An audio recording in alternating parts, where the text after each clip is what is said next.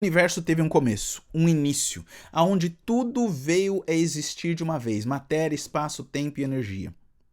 Algo causou esses elementos a existirem, algo os trouxe à existência. Um dos mais famosos ateus dos dias de hoje é o físico américo-canadense Lawrence Krauss. Ele ensinava na prestigiada Universidade de Yale, que alguns de vocês conhecem, Connecticut e tudo mais. O Krauss parece que entendeu bem a ideia de que não faz sentido se segurar no conceito de que o universo é eterno. E não dá para sustentar a ideia. Mas já conformado de que o universo teve um começo, e não querendo se comprometer com as ramificações dessa conclusão, ele escreveu um livro chamado Um Universo do Nada. A Universe from Nothing. Querendo provar que tudo que a gente sabe do universo, dos trilhões de galáxias, da complexidade matemática que a gente tem na estrutura do espaço, tudo veio do nada. Já sou engraçado aí, né? Tudo veio do nada. Yes, my new book, Universe from Nothing, is really describes the revolution in our thinking about some concepts which have been around as long as people have been talking about them, namely nothing and something. What we've discovered, among other things, is that what most people would consider to be nothing is not only not boring, it's actually a very interesting thing, but actually nothing can become something. Because of quantum mechanics and relativity, at a fundamental level, empty space is a boiling, bubbling brew of virtual particles that are popping in and out of existence in a timescale so short you can't see them. So as crazy as it is, it's true. Now, once you add gravity to the mix, and gravity allows things to have negative energy as well as positive energy, then empty space, in which there are no particles, can spontaneously produce particles. And it seems like a miracle. And it seems like a miracle. And it seems like a miracle. But you don't need a miracle to do it. So you can create whole universes where there was no universe before. And indeed, in that way, you might imagine creating a universe from literally nothing, no space, no time. E ele tem dado seminários no país todo, dando entrevista nos canais de televisão, só pregando que tudo veio do nada. Daí, quando você vai ver o que ele chama de nada, na verdade é muita coisa. Daí ele apela para o tal do vácuo quântico, que é real, é de verdade. Quântico quer dizer menor do que o tamanho microscópico, se eu falar de forma bem popular. Então, vácuo quântico com seu campo de energia flutuante, descrito por leis físicas de elementos que se reconfiguram para produzir partículas e que aí causam todo o universo a existir. Mas esse movimento todo do vácuo quântico, que realmente existe, não é um nada. Esse processo todo é um mar de energia, de átomos se movendo para lá e para cá violentamente, que geram partículas nesse mundo subatômico. Em outras palavras, então o que Lawrence fez foi redefinir a palavra nada para que ela se adequasse ao que ele já havia proposto a crer de antemão. Deixa eu gastar um tempinho aqui com essa ideia do Lawrence Krauss, porque são ideias assim que pegam a molecada hoje. Porque soa bonito, né? Mesmo embora não tenha sentido nenhum, não faça sentido nenhum. Eu acho que é fácil brincar com as palavras e fazer a multidão acreditar nas conclusões mais bizarras. Até pastores fazem isso, né? No livro de A.C. Grayling, A História da Filosofia, The History of Philosophy, ele explica o quão astucioso dá para ser com a semântica de uma ideia, se você simplesmente distorcer a noção das palavras. E ele dá um exemplo extremamente interessante, me pegou feio esse exemplo. Ele deu 3 premissas, certo? A primeira é: nada é mais brilhante do que o sol. Segunda premissa: uma vela é mais brilhante do que nada. Terceira premissa: conclusão, portanto, uma vela é mais brilhante do que o sol. Ei, peraí, alguma coisa está soando errada.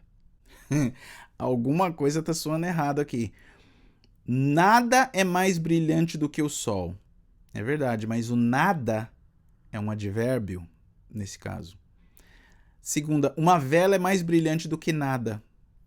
Também tá certo, mas o nada aqui é um pronome indefinido. Portanto, a conclusão, uma vela é mais brilhante do que o sol. Não, a conclusão não é verdade. Por quê? Porque ele brincou com as palavras, dando sentido diferente para a mente das pessoas. Por que a conclusão soa errado?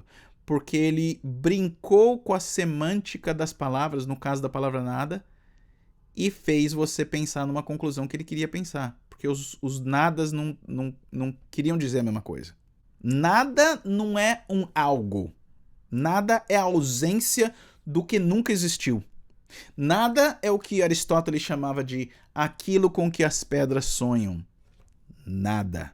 A gente não fala, eu não comi nada no almoço hoje e estava com gosto de frango.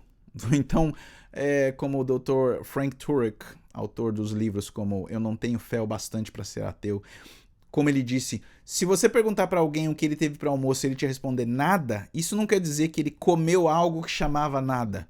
Quer dizer que ele não teve algo para almoço. Ele não teve algo para comer.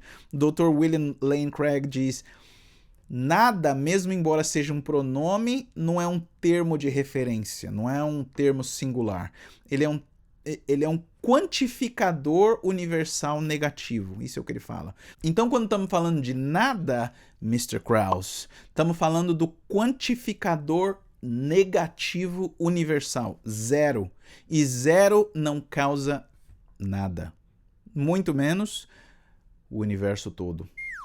Esse negócio inteiro do nada ter poder para criar tudo foi inspirado nas palavras do já falecido Stephen Hawking, proeminente cosmólogo inglês, que no seu livro The Grand Design, o grande projeto, a grande projetada, eu acho que isso não tem em português. Ele faz uma declaração que não faz sentido algum, mesmo sendo Stephen Hawking. Ele fala, acho que o universo foi criado espontaneamente do nada, de acordo com as leis da ciência. Não tem começo nem fim. Você já sente aí o receio do homem de admitir um começo do universo, porque ele já sabia das implicações da conclusão disso. Ele fala que o universo foi criado espontaneamente do nada, de acordo com as leis da ciência. Mas não dá nenhum exemplo de como as leis da ciência mostram que coisas podem ser criadas do nada. Para te falar a verdade, ele até tenta uma vez, mas essa frase para sempre comprometeu a confiança dos julgamentos científicos dele. Ele famosamente fala assim, porque existe uma lei como a da gravidade, o universo pode e vai se criar do nada. Porque existe uma lei como a da gravidade, o universo pode e vai se criar do nada. Isso não é uma frase do livro dele jogado lá de qualquer jeito. Essa frase é o pilar de toda a teoria do Stephen Hawking. Se você só passar por uma frase dessa num discurso científico que alguém estiver dando, talvez você escorregue e deixe passar uma frase dessa como algo extremamente sábio ou revolucionário. Porque existe uma lei como a da gravidade. O universo pode e vai se criar do nada. Mas se parar para prestar atenção no que foi dito, você vai ver que não faz sentido algum. Nenhum sentido. Olha só o que ele está tentando pregar aqui. O universo todo vai se criar, vai se autocriar do nada, porque existe uma lei físico-matemática como a da gravidade. A lei da gravidade, o nome já fala, é uma lei. Gravidade é uma lei, e leis não têm poder algum de gerar nada, de criar matéria, ou tempo, ou espaço, ou energia. A gravidade sustenta, mas não cria nada, não gera nada. Aí ele está falando que por causa de leis como esta, o universo inteiro pode se autocriar. Mas daí também ele não fala quando é que a gravidade ou qualquer outra lei já criou alguma coisa na vida. Porque obviamente nunca aconteceu. Toda vez que eu ouço isso, não tem como não lembrar das palavras do sábio John Lennox, professor emérito de matemática da Oxford, quando ele comentou sobre essa declaração do Stephen Hawking dizendo que o universo pode se criar do nada porque existem leis como a da gravidade.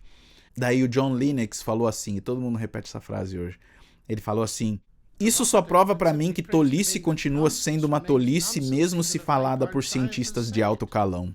It is logical nonsense. Na verdade, o negócio fica ainda mais complicado para ele se a gente pensar que leis matemáticas só podem existir na mente. A lei matemática não é tangível. Ela habita, reside, funciona sempre na mente de um ser. Se foi uma lei matemática que criou o universo, essa lei tem que ter tido um portador. teve que ter sido gerada através de uma mente, que é exatamente o que eles estão tentando fugir.